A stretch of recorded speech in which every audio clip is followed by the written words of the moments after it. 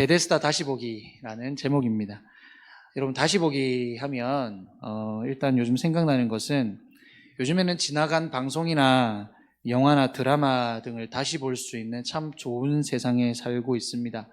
예전에는 막 시청률 40%, 50% 이런 드라마도 있었는데 요즘에는 그런 시청률이 나오지 않습니다. 왜냐하면 다시 보기 때문에 그렇습니다. 유튜브를 보든 다른 어떤 것들을 프로그램들을 통해서 다시 볼 수 있기 때문에 요즘에는 그래서 인기 드라마가 있다고 해서 막 거리가 조용하고 막 그런 건 없습니다. 이제는 사람들이 언제든지 찾아볼 수 있기 때문에 그런 광경은 없지만 여러분은 혹시 다시 보고 싶으신 것들이 있으신가요? 영화나 드라마나 방송이라든지 이런 것들 아마 있으실 것 같습니다. 그런데 우리가 다시 보는 이유, 왜 다시 볼까 생각해 보면 그때 그 감동이나 그 여운을 기억하고 싶어서 그런 것 같습니다. 좋은 영화나 드라마는 다시 보고 또 다시 보아도 지겹지가 않죠. 그런 경험이 아마 다들 있으실 거라 생각을 합니다. 마치 그런 것처럼 오늘 베데스다 다시 보기.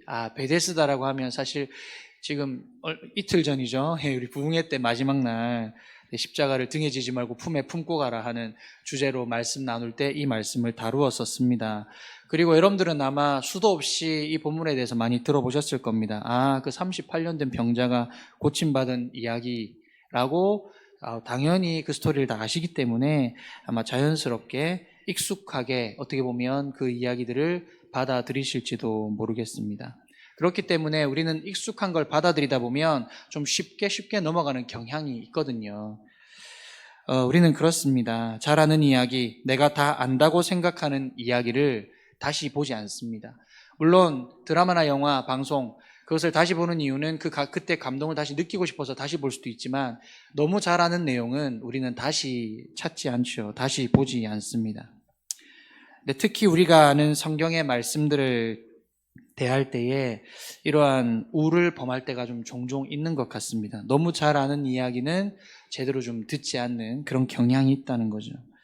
그런데 또한 우리는 너무나도 잘 알고 있습니다. 하나님의 말씀은요, 참으로 신기한 것은 너무나도 뻔한 이야기인 것 같지만 그 이야기를 곱씹으면 곱씹을수록 마치 껌을 하나 씹는데 단물이 안 빠지는 거예요.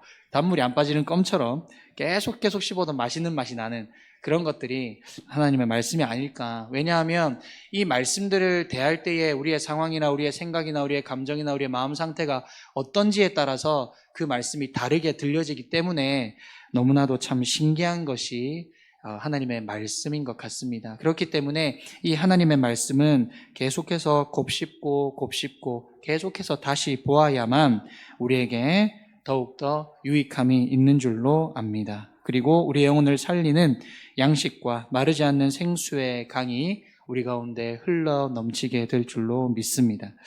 여러분이 가장 감동 깊게 본 드라마나 영화를 다시 보게 하시는 것처럼 오늘 본문 베데스다를 다시 보면서 우리의 신앙생활을 점검하고 예수님이 어떤 분인지를 더욱 깊이 알아갈 수 있는 그런 시간이 되었으면 좋겠습니다. 먼저 배경을 좀 보시면 갈릴리에서 시공간적 배경이 바뀝니다. 읽지 않았지만 5장 1절에 보시면 그 후에 유대인의 명절이 되었고 예루살렘으로 올라가셨다라고 그렇게 나와 있죠. 시간적으로는 유대인의 명절입니다. 아마도 추측하기를 10월쯤으로 봅니다. 초막절이 있는 달이었죠. 주후 28년 즈음에 공간적으로는 넓게는 예루살렘이었고요. 좁게는 양문곁 베데스다 못 주위에 있는 5행각입니다. 여러분 드라마를 이제 영화를 첫 장면 딱 보셨을 때 시간 배경이 나오고 이제 등장인물들도 나오고 이제 배경이 딱 나오게 되죠. 그렇게 한번 여러분들 머릿속으로 이미지를 떠올려 보시면서 말씀을 들으셨으면 좋겠습니다. 먼저 등장하는 인물들은 많은 병자가 등장을 합니다. 맹인도 있고요. 다리 저는 사람도 있습니다. 혈기 마른 사람도 있습니다. 대표적으로 이렇게 3가지가 나와 있지만 다양한 병자들이 지금 이 자리에 있다라는 것이죠. 그 안에는 예수님과 만나게 될 병자도 있었습니다. 예수님과 제자들은 명절에 맞춰 예루살렘으로 올라가 있는 상황이었습니다. 아마도 이제 요한복음 4장에 보시면 우리가 잘 알고 있는 수가성 여인, 사마리아 여인 그 우물 이야기가 나오게 되는데요. 이 사마리아 여인을 만나고 다시 갈릴리에서 예루살렘으로 이동한 시간차는 아마 4개월에서 5개월 정도로 보고 있습니다. 공관복음, 우리가 알고 있는 마태, 마가, 누가복음에서 예수님은 이 4, 5개월 동안의 기간 동안 갈릴리 여러 지역에서 왕성하게 사역하셨다는 것을 우리는 그 복음서를 대조해서 읽어보면 알 수가 있죠. 그런데 요한복음은 1절의 표현과 같이 5장 1절에 그 후에라고 먼저 시간에 대한 이야기가 나와 있죠. 이 그 후에라고 하는 표현으로 모든 것을 요약하고 있습니다. 저자 요한이 이렇게 요약하고 있는 것이죠. 예수님의 예루살렘 사역에 집중하려고 하는 그런 것들을 지금 요한이 의도적으로 그 후에라는 말을 쓰면서 이제 뭔가 다른 시각으로 말씀을 전개해 나간다는 것이죠. 왜 그럴까요? 여기에서부터 안식일에 병자를 고친 일 때문에 유대 종교 지도자들과 안식일 논쟁이 제대로 불붙게 됩니다. 그리고 이어서 나오는 6장의 오병이어 사건을 통해서 요한복음에서는 마지막 갈릴리 사역과 함께 예수님의 공생의 사역의 후반부로 접어드는 중요한 시점을 알리기 위해서 지금 이 4장과 5장 사이 그 후에 이제는 유대인의 명절이 되었고 예루살렘으로 올라가신 이 상황에 그리고 이 기적을 베푸시는데 안식일 논쟁이 불붙게 되고 이후에 오병이어 사건이 있고 그 이후에는 이제 갈릴리 사역이 마무리되고 이제는 예루살렘으로 내려오게 되는 그러한 중요한 시점에 지금 이 이야기가 들어있다라는 이야기입니다. 명절에 맞춰 예루살렘으로 올라와 있는 상황에 베데스다 연못에 많은 병자들이 있었고 예수님과 제자들은 그 광경을 지금 지켜보고 있습니다. 그 광경을 지켜보았을 때 어떠했을까? 예수님 마음이 참 많이 아프셨을 것 같습니다. 우리가 알고 있는 것처럼 이 베데스다라고 하는 이름의 뜻, 자비의 집이라고 하는 뜻이죠. 그러나 그 의미가 무색하게 경쟁에서 이긴 자만 살아남는 무자비한 곳이 바로 베데스다였습니다. 여러분, 희망 고문이라는 말이 있죠. 많이 들어보셨죠. 거짓된 희망으로 괴로움을 안겨주는 행위를 말합니다. 사랑하는 성도 여러분, 세상이 주는 희망은 누군가를 짓밟고 일어서야만 희망이 되죠. 패하면 고문이 됩니다. 그래서 세상이 주는 희망은 진짜 희망이 아니라 말 그대로 희망 고문이 되는 것이죠. 그래서 승자와 패자를 꼭 가려내야만 하고 이러한 패배가 계속되면 패배의식에 찌들어서 하던 일도 제대로 할 수 없는 인생의 패배자가 되고 말죠. 오늘 본문에 나오는 이 38년 된 병자가 그런 사람이었습니다. 계속해서 실패하는 사람이었죠. 베데스다는 고질병을 앓고 있던 이들에게 유일한 희망이었지만 그 혜택은 정말 기적과도 같은 일이죠. 이 천사가 내려와서 물이 움직일 때 맨 처음 들어가는 사람이 낫는다라고 하는 그런 이야기가 있었던 것이죠. 먼저 도착한 사람에게만 그 혜택이 주어졌습니다. 나머지 패한 자들, 나머지 들어가지 못한 사람들은 그냥 그 들어갔던 사람을 부러워하면서 역시나 또 패배자로 살아갈 수밖에 없는 그런 구조였죠. 나머지 패한 자들에게는 더 깊은 절망을 안겨주는 연못이 바로 베데스다 연못이었습니다. 이런 희망은 고문에 가까운 가짜 희망이었죠. 세상이 주는 거짓 희망에 더 이상 속지 말아야 합니다. 사실 근데 우리가 먼저 좀 알아야 될 것은요, 정말로 여러분, 물의 움직임이 있을 때 단 한 명이 들어가면 병이 나았을까? 여러분 한번 생각해 보십시오. 수많은 병자들이 있는데 계속 이 사람들이 뭐 했을까요? 물이 움직이는지 천사가 내려오는지 보초서듯이 계속 그 물을 바라보았겠죠. 물이 흔들렸어요. 이게 천사가 흔든 물인지 아니면 그냥 바람에 흔들린 물인지 어떤 물인지 모르잖아요, 사실. 그러면 이제 들어갔다 나왔다 이제 몇 번, 이런 아주 많은 그런 경쟁과 일들이 있었지 않았겠습니까? 우리가 상상해 볼 수 있죠. 그런 일들이 아마 있었을 것 같아요. 자, 사실은 단 한 명이 들어가서 이 사람이 나았는가 안 나았는가 성경은 정확하게 뭐라고 말하고 있지는 않습니다. 왜 그렇냐면 여러분, 오늘 본문에 특이한 점이 있어요. 여러분 읽으신 성경책 보시면 3절에 물의 움직임을 기다리니부터 어떤 표시가 되어 있습니까? 꺽쇠 표시 있죠. 예. 꺽쇠 표시가 있고 그리고 4절의 마지막에 낫게 되밀어라까지 꺽쇠 표시가 있습니다. 이거 여러분 성경책 다 보시면 밑에 뭐라고 되어 있죠? 어떤 사본에는 이 내용이 없다. 없다라고 되어 있죠? 없다라고 되어 있습니다. 고대에 신뢰할 만한 사본에는 이 표현이 없었다는 거예요. 아마도 후대 사람들이 왜 연못 주변에 사람들이 이렇게 모여 있었을까? 왜 여기 베데스다에 이렇게 모여 있었을까라고 이렇게 설명하기 위해서 뭔가 전설로 내려오는 이야기를 뭔가 이렇게 삽입한 것 같은 그런 느낌이 듭니다. 그러니까 성경에 왜 있지도 않은 이야기가 여기에 지금 들어있는지, 정말 천사가 내려와서 물이 움직이면 단 한 명의 병자라도 깨끗하게 나았는지. 그런데 여러분, 사실은 이게 중요한 게 아닙니다. 이게 나았는지 안 나았는지가 중요한 게 아니라 중요한 것은 이곳의 상황입니다. 희망 고문과 같은 거짓 희망의 수많은 사람들이 거기에 희망을 걸고 인생을 허비하고 있었다라는 게 이 본문의 배경의 포인트입니다. 마치 마태복음에서 이렇게 말씀하시는 것 같죠.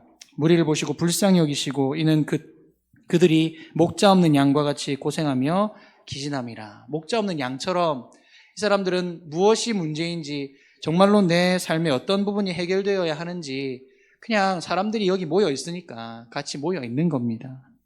자비의 집이 아니라 무자비한 집이 바로 베데스다였고 안식 없는 베데스다였습니다. 유대인의 명절에 예루살렘이 붐비는 동안에 그 명절과 아무 상관없는 병자들이 스스로 전설과도 같은 그런 신화와 같은 이야기에 기대어서 만든 희망을 붙들고 서로 위로하며 정을 나누는 비참한 현실의 장소가 베데스다였던 것입니다. 또한 천사가 내려오는 순간에 단 한 명을 위해 모두가 들러리가 되어야 하는 전쟁과도 같은 경쟁의 장소가 바로 베데스다였습니다. 누구에게나 기회가 주어져서 가장 공정한 것 같아 보이지만 사실 가장 불공정한 자들의 공간이 바로 베데스다였습니다. 거짓 신화에 기대어서 가짜 희망에 자신을 거는 자들의 애처로움만 남아있을 뿐이었습니다. 샬롬도 안식도 없는 베데스다, 그리고 종교 행위만 무성했던 예루살렘 성전은 다를 것이 없었죠. 이러한 상황 속에 6절 예수님께서 그 누운 것을 보시고 병이 벌써 오래된 줄 아시고 라고 되어 있죠. 먼저 예수님께서 그 38년 된 병자에게 찾아가십니다. 그리고 38년 된 병자와의 대화, 간단한 대화, 그리고 치유가 진행이 됩니다. 예수님께서 병자에게 다가와 낫고 싶은지를 물으시죠. 병자는 물이 움직일 때 다른 사람이 먼저 들어간다고 대답합니다. 그러나 예수님은 그 사람에게 자리를 들고 걸어가라고 말하자 그 사람이 나아서 자리를 들고 걸어갑니다. 너무나도 순식간에 일어난 일이죠. 몇 마디 대화와 기적 같은 치유가 순식간에 일어납니다. 그리고 두 사람의 대화는 서로가 동문서답하는 것 같이 느껴질 정도로 서로 다른 말 하는 것 같이 보입니다. 더 이상한 것은 보통 예수님께서 치유의 기적을 베푸실 때는 사람들이 먼저 요청을 합니다. 다윗의 자손 예수여, 나를 좀 고쳐주십시오. 나를 좀 도와주십시오. 내 눈을 좀 뜨게 해주십시오. 내 딸이 죽어갑니다. 라고 그렇게 먼저 요청을 하잖아요. 그런데 지금 특이한 것은 예수님께서 먼저 지금 이 병자를 찾아가신다는 것이죠. 요청이 없었습니다. 그런데 예수님께서 기적을 행하셨다는 거죠. 물론 예외도 있었습니다. 우리가 잘 아는 거라사 지방 군대 귀신 들린 사람, 예수님께서 먼저 찾아가시고 귀신을 쫓아내어 주셨죠. 귀신 들린 상태였기 때문에 대화 없이 기적이 바로 행해진 케이스가 한 가지 더 있었습니다. 그리고 병자를 향한 예수님의 질문이 또한 특이합니다. 예수님께서 그 병자가 누운 것을 보고 그의 병이 오래된 줄 아셨습니다. 다 아셨죠? 자리를 깔고 누운 것을 보면 몸을 움직이기 어려운 병이었던 것 같습니다. 그런데 그 병자를 향해 예수님이 무슨 병인지, 이름이나 상태가 어떤지는 묻지 않으시고 내가 낫고자 하느냐라고 물으셨다는 거죠. 오랜 병에서 낫고 싶어서 전설에 의지해서 지금 물이 움직이면 들어가려고 하는 그 불가능에 가까운 거짓 희망을 가지고 연못 주위에 누워있는 병자에게 하신 질문이라고 하기에는 뭔가 이상합니다. 당연히 낫고 싶으니까 거기 있었겠죠. 예수님은 왜 이렇게 질문하셨을까요? 아마도 그만큼 간절한 병자의 마음속에 있는 소망과 기대를 확인하고 그것을 좀 북돋아주고 싶으셔서 그렇게 물으셨던 것 같습니다. 예수님의 질문도 의아했지만 병자의 대답이 더 엉뚱합니다. 예수님이 질문하셨죠. 내가 낫고자 하느냐? 그러면 예, 주님, 제가 낫고 싶습니다. 혹은 저의 믿음 없음을 용서해 주십시오. 제가 낫기를 원합니다. 그렇게 이야기를 해야 되는데 병자는 뭐라고 합니까? 자신의 지금 처지를 설명합니다. 물이 움직일 때 들어가고 싶은데, 그때 들어가서 좀 고침받고 싶은데 물이 움직이면 다른 사람들이 먼저 들어갑니다. 이게 지금 속상하다는 거죠, 지금. 서로 제대로 된 대화를 하고 있는지 의심스러울 정도죠. 그러나 이 병자의 말에는 낫고자 하는 간절한 소망은 보입니다. 담겨 있죠. 정말로 낫고 싶어 합니다. 그런데 치유 방법에 있어 물이 움직일 때 들어가야 한다는 치열한 경쟁의 현실을 마주하고 있죠. 자리에 누워서 일어나지도 못하는 사람이 어떻게 물이 움직이면 제일 빨리 들어갈 수 있겠습니까? 사실 거의 불가능에 가까운 일이죠. 평상시에 아마 그 베데스다의 그 상황을 한번 보십시오. 평상시에 병자들은 서로 안부를 물으면서 그래 오늘은 좀 괜찮나? 몸이 안 아프나? 이렇게 서로서로 아마 물었을 겁니다. 왜냐하면 비슷한 처지의 사람들이 그곳에 모여 있었기 때문에 그렇죠. 그렇게 서로 대화를 나누었을 겁니다. 그러나 물이 움직이면 서로 안부 묻다가 갑자기 물이 움직인다. 어떻게 했을까요? 막 먼저 가려고 대화하다가도 밀치고 막 들어가지 않았을까요? 왜냐하면 거기에 내 병을 낫고 싶어서 왔으니까 그곳에 그런 일들이 벌어졌겠죠. 물이 움직이면 선착순으로 살아남아야 하는 경쟁으로 얼룩진 전쟁터가 되었을 겁니다. 그러다 보면 언제 아픔을 나누었는지 모를 만큼 서로에 대한 원망과 미움이 있었지 않았을까요? 서로 이야기 나눌 때는, 서로 아픔을 나눌 때는 그래 니도 아프지 나도 아프다 이렇게 하고 있다가 갑자기 물이 움직이면 막 누가 먼저 들어가려고 이제 막 경쟁이 되는 거죠. 지금 이 38년 된 병자의 말을 다시 한번 잘 살펴봅시다. 물이 움직일 때 자신을 연못에 넣어줄 사람이 없습니다 라고 지금 자신의 처지를 이야기했다고 했죠. 이 말은 뭐냐? 내가 들어가기 전에 다른 사람이 먼저 들어갑니다. 자기는 이게 지금 너무 속상한 거예요. 예수님께 병 낫는 걸 원치도 않아요. 그냥 나를 좀 먼저 물에 좀 넣어주면 좋겠다. 지금 이 얘기를 하고 있는 거죠. 모두 다른 사람에 대한 원망과 미움이 고스란히 드러납니다. 마치 자신이 고침 못 받는 것이 다른 사람 때문이라는 것처럼 그렇게 불평하는 것처럼 들리기도 합니다. 그런데 사실 연못 주변에는 자기 몸 하나 제대로 못 돌보는 병자들만 있었다는 사실이죠. 3절의 말씀처럼 시각장애인들, 다리 저는 자, 혈기 마른 자, 곧 중풍처럼 마비된 사람들이 거기 있었다는 겁니다. 눈도 안 보입니다. 혈기도 말랐습니다. 다리도 접니다. 누가 거기 제일 빨리 들어갔을까요? 참 어떻게 보면 우픈 이야기죠. 거기 빨리 들어가려고 그 아픈 사람들이 막 몸을 질질 끌고 그 물에 들어가려고 그렇게 했던 상황입니다. 그렇게 여러 가지 병을 가진 사람들이 있었다고 하는데 그들도 물이 움직이면 바로 연못에 들어가기 어려운 사람들이었죠. 이 38년 된 병자의 대답에는 그러니까 지금 원망이 가득한 겁니다. 자신의 모든 기대는 어디에 있었는가? 연못이 움직일 때 물에 들어가는 것, 이것이 유일한 소망이라고 생각했죠. 그리고 자기 문제의 핵심은 자기를 돌보지도 않고 자기보다 먼저 움직이는 다른 사람이 문제라고 자기 자신은 생각했다는 것입니다. 사랑하는 성도 여러분, 이 38년 된 병자, 자신의 모든 기대 또한 자신의 문제 핵심을 완전히 잘못 짚은 것은 아닐까 생각해 봅니다. 이 모습 속에 저와 여러분이 발견됩니다. 나 자신의 모든 소망, 모든 기대, 전부, 삶의 이유는 오직 예수 그리스도라고 우리는 고백하지만 정작 나의 삶은 이 38년 된 병자와 별다를 것이 없습니다. 살면서 문제를 만나게 되면 나 자신을 돌아보고 먼저 나의 죄를 깨닫고 회개하기보다는 이 38년 된 병자와 같이 다른 사람에게 그 책임을 묻고 도무지 해결 방안을 나 자신을 돌아보는 것으로부터 시작하지 않습니다. 사랑하는 성도 여러분, 이 시간 다시 결단하시면 좋겠습니다.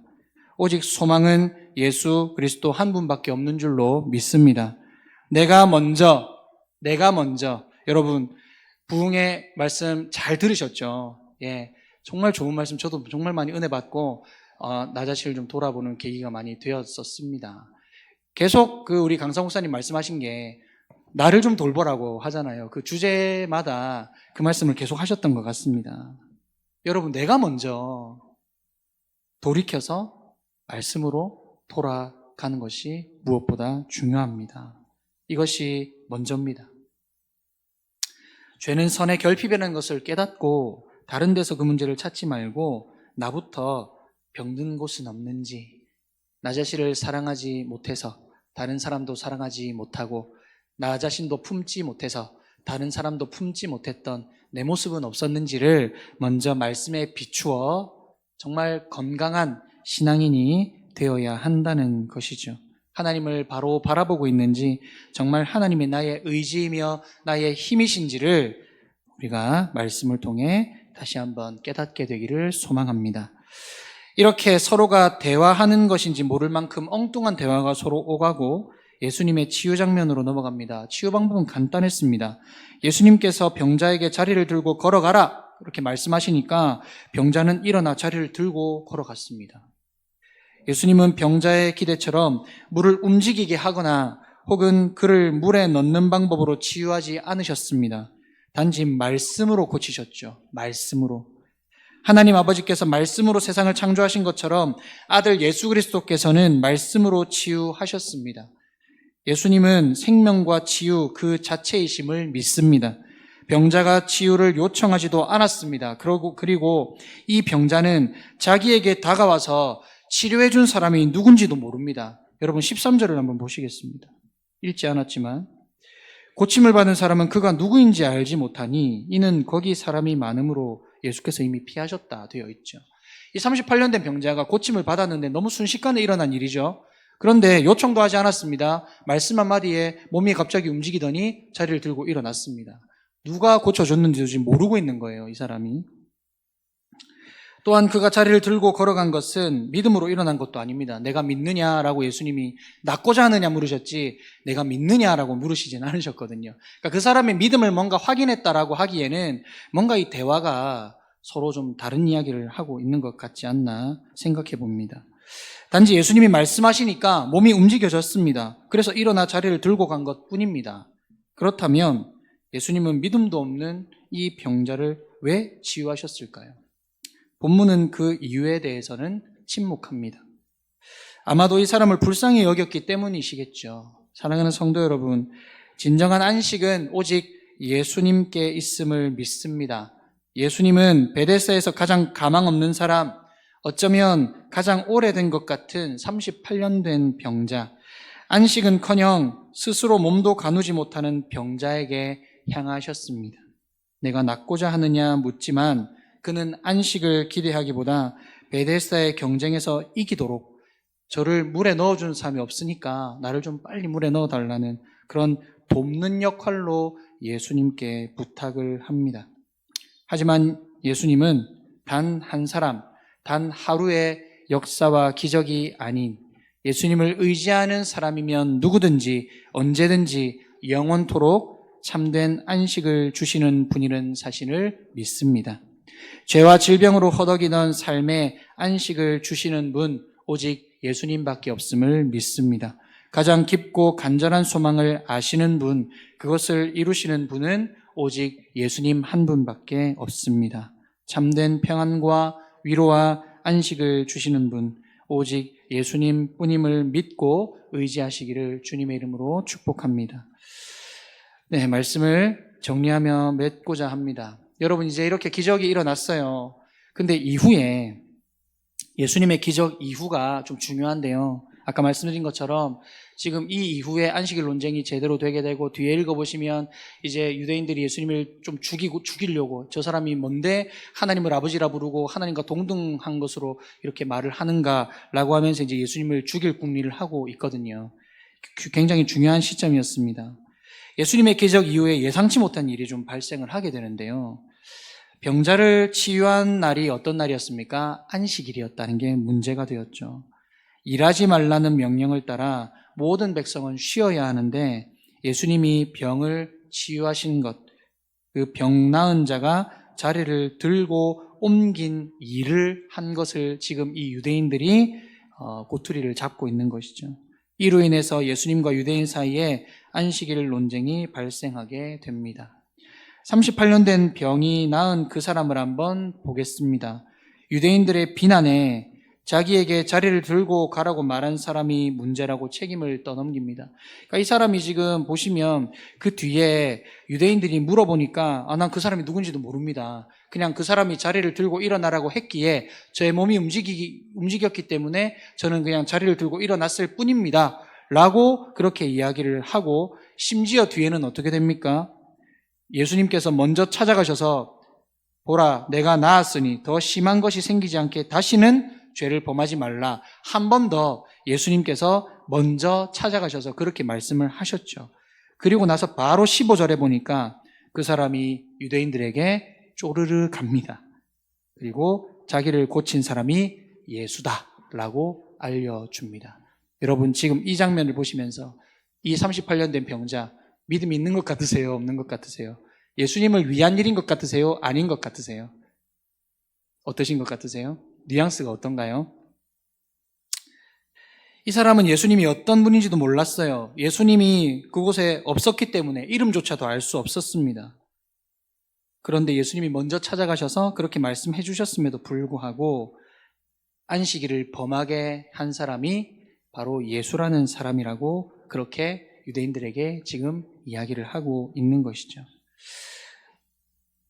예수님께서는 더 심한 것이 생기지 않도록 죄를 짓지 말라고 말씀하셨음에도 자신의 안위를 위해서 예수님을 배반하는 행위를 합니다.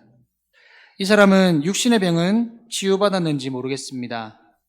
그러나 원망을 포함한 내면에 자리 잡은 자기 중심성의 죄가 해결되지 않았고 예수님을 주님으로 인정하고 믿는 인격적 만남 과정이 없었기 때문에 이러한 배반과 고발을 했을 것입니다. 사랑하는 성도 여러분, 표적 중요합니다. 기적 누구나 경험하고 싶어 합니다. 그러나 기억하시기 바랍니다. 기적이나 표적 자체만이 아니라 이것들을 통해서 예수님이 정말 어떤 분인지 회개와 바른 믿음으로 연결되는 것이 더 중요합니다. 이러한 과정이 없다면 기적은 오히려 그 사람에게 독이 되죠. 예수님의 사역과 능력을 경험했지만 어둠을 더 좋아해서 예수님을 거절하는 부정적 반응이 나타나더라는 것입니다. 그러므로 베데스다 연못에 먼저 뛰어들려고 경쟁하지 않으셔도 됩니다. 한 사람만 승자가 되고 나머지는 패자가 되는 세상의 풍조 따르지 않으셔도 됩니다. 자리를 털고 일어나 참 소망이 되시는 예수님께 나아가 근원적인 죄를 치유받는 것이 무엇보다 중요합니다. 죄에서 떠나 하나님과의 관계를 회복함으로 참된 안식을 누리시고 오직 예수 그리스도와 그의 말씀으로만 사는 저와 여러분의 복된 삶이 되시기를 주님의 이름으로 축복합니다. 이렇게 마지막으로 한번 따라하고 말씀 마치겠습니다. 말씀으로 충분하다. 기적이 사람을 변화시키지 않는다. 여러분, 말씀으로 충분합니다. 말씀이 기적이죠. 말씀을 듣고 말씀대로 살아가는 것이 기적이고 하루하루 우리에게 삶을 주신 것이 기적입니다. 그 기적을 따라 우리가 오늘도 많이 수고하셨는데 또 한 주를 살아가실 때에 그 말씀을 붙들고 승리하시는 우리 모든 성도님들 다 되시기를 주님의 이름으로 축복합니다. 네, 기도하겠습니다. 하나님 아버지, 은혜를 감사합니다. 우리에게 부흥회를 통해서 말씀해 주시고 그 말씀을 또 기억나게 하시고 그 말씀 따라 또한 살게 하심을 감사합니다. 오늘 또한 추수감사주일로 또 블레싱데이로 하나님 앞에 섬기며 하나님을 예배하고 또 정말 많은 분들을 우리 교회로 보내어 주심에 참으로 감사합니다. 또한 우리 사랑하는 모든 성도님들 정말로 주님의 마음으로 주님의 사랑으로 그 손길로 그 발로 그 모든 것으로 하나님 앞에 섬길 수 있도록 저희들을 인도하심에 참으로 감사합니다. 하나님, 무엇보다 우리가 말씀으로 살게 하여 주시옵소서. 말씀 붙들고 살게 하여 주시옵소서. 때로는 우리가 살아가면서 여러 가지 힘들고 어려운 상황이 있습니다.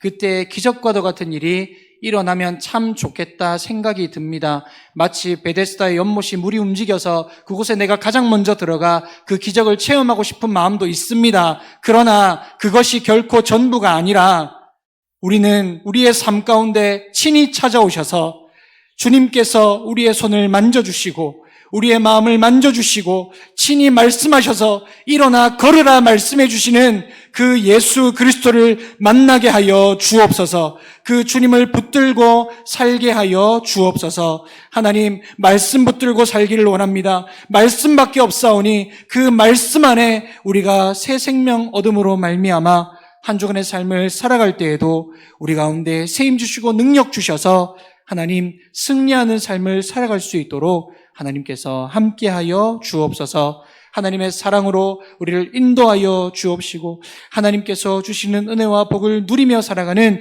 우리 모든 성도님들 다 될 수 있도록 하나님 함께하여 주시옵소서. 감사드리며 이 모든 말씀 예수님의 이름으로 기도드립니다. 아멘.